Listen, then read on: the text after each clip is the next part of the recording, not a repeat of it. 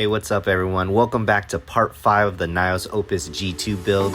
We're gonna finish off mounting the EcoTech lights and then dive into building the Aquascape. Once again, huge thank you to Bulk Reef Supply for sponsoring this build. Let's finish up installing the EcoTech Radion G6 Pros.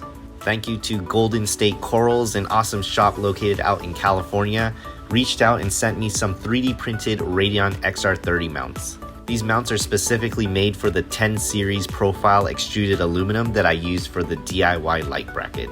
These 3D printed mounts work by sliding onto the 10 series extruded aluminum bar. These highly precise 3D printed mounts have a perfect fitment, allowing them to slide easily on the bar.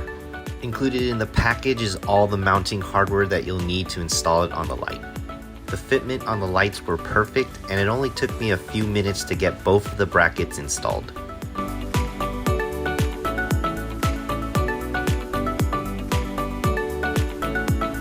The next step was just to slide the bracket onto my 10 series extruded aluminum bar already mounted above my tank.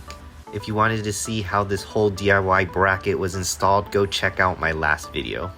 If you're looking for a secure and easy way to mount your lights onto a DIY light bracket, I highly recommend picking these up.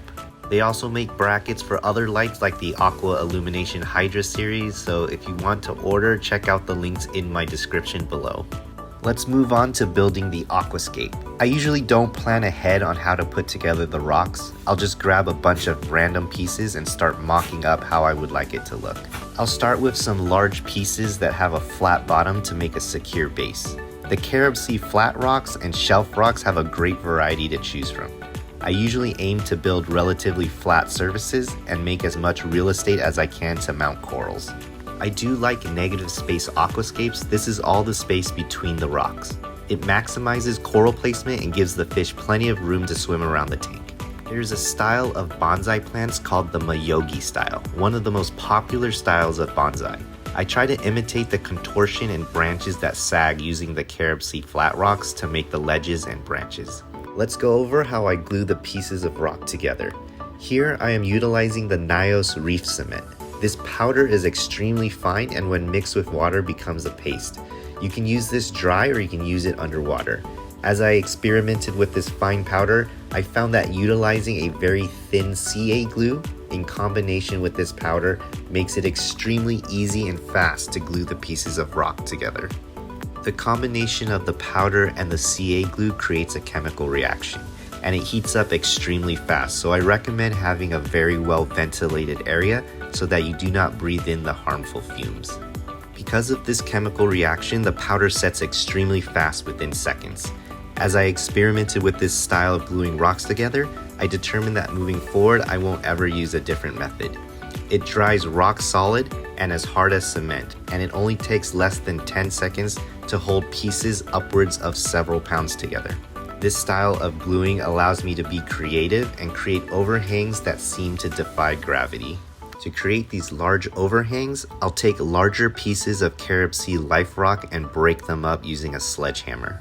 These smaller broken pieces, I'll match them up so that they have the most surface area touching each other. I will place some aragonite sand in between the gaps, then add the Nyos cement powder on top and glue them into place. I'll keep going and adding more smaller pieces of life rock to the ledge and shaping it as I go along. Another technique that I'll utilize is filling in larger gaps with crushed coral pieces. Once the gaps are filled, I'll put a layer of Nyos cement powder on top and reinforce it with more CA glue. Making sure that when I add pieces of life rock to the structure, that I match them up almost like a puzzle piece, where the fitment and gaps are easy to fill with the Nyos cement powder. Once the structure starts to take shape, you have to make sure that it is correctly balanced with weight. Since I added a lot of rock to the backside of the base rock, I'm adding a few heavy ledges to the front to make sure it doesn't tip over. Some extra tips when building your aquascape is to create as much real estate as possible. I'll take spare flat pieces of life rock and start gluing them anywhere I see as a potential place to mount a coral frag. It doesn't seem like much, but it gives you a huge amount of extra space. To finish up the aquascape, any place where there's deep gaps, I'll fill with aragonite sand to level it out. This will make it easy to glue coral frags and create a rough surface for glue to stick onto. Here's the final centerpiece of the Aquascape after 2 days of work and a couple different revisions. I think it hits all the requirements that I wanted for this build. Since this build will be an SPS dominant tank, I went with an aquascape that has a lot of branching ledges and plenty of space to mount acros to. As far as height of the aquascape, I went about halfway up the tank so it gives plenty of space for upward growth and flow from the wave makers. Before placing the aquascape into the tank, I made sure to create a bare bottom section to place the flat part of the aquascape on. This will prevent the aquascape from shifting if placed directly on top of the sand. And that wraps up part 5 of the Nyos Opus G2 build.